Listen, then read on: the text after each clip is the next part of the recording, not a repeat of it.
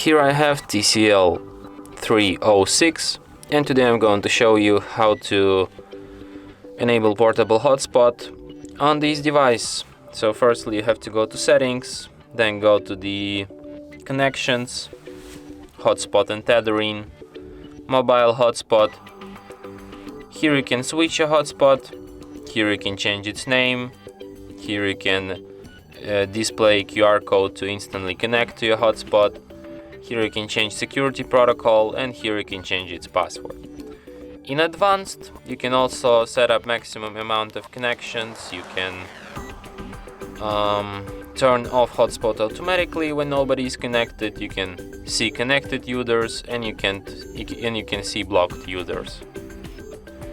So yeah, and that's it.